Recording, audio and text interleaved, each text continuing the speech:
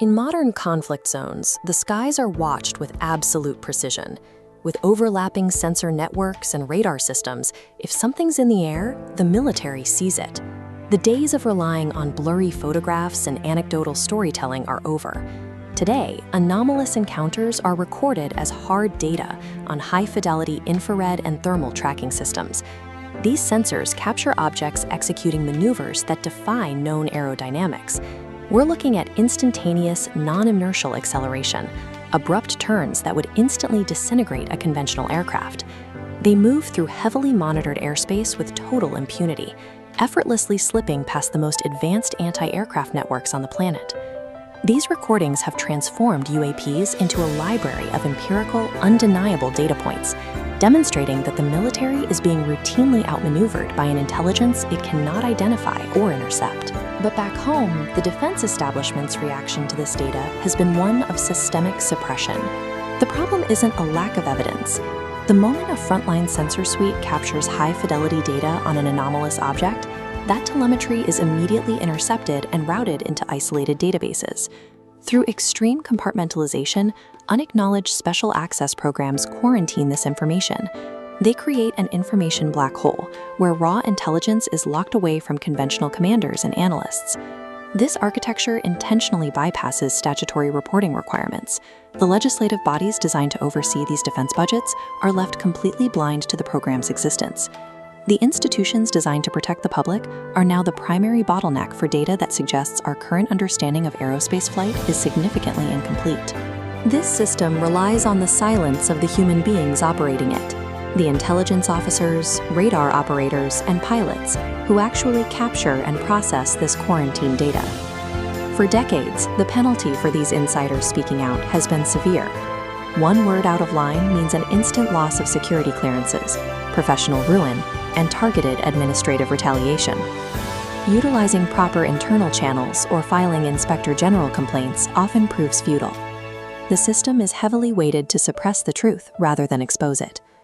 Transparency advocates quickly realized that fighting a centralized black hole requires an entirely new approach. To protect the truth, whistleblowers needed to design a disclosure mechanism that the defense establishment could neither silence nor compartmentalize.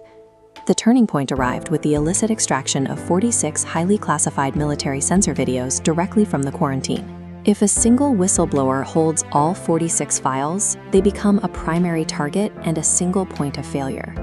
If those files are handed to just one major news network, the government can immediately suppress publication using national security injunctions. The strategy they chose bypassed both traps. They distributed the 46 videos to a vast, decentralized network of independent journalists worldwide. This move leverages the legal protections of a free press across multiple global jurisdictions simultaneously. Once that data begins to propagate through the web, the power dynamic flips. It becomes mathematically impossible to contain.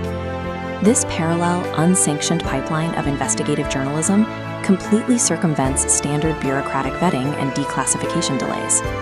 This massive data leak functions as an asymmetric shield. By opting for absolute decentralized transparency, the leakers created the ultimate protective armor for both the evidence and the people who brought it forward.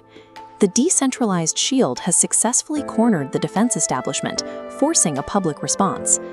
The government's countermove is to launch official declassification portals. They release sanitized documents and heavily redacted videos, attempting to satisfy public demand while maintaining strict operational security. But their strategy has a fatal flaw. They are trying to carefully manage a narrative while the raw, unredacted videos are already circulating in the wild. The government is playing a chess game they have already lost. Their architecture of secrecy has collapsed under the weight of decentralized truth.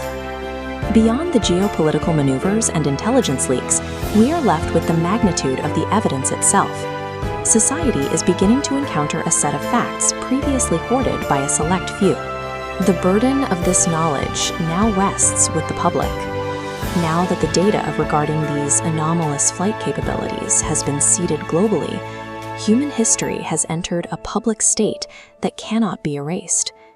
Once the ultimate secret is completely decentralized, can the truth ever truly be locked away again?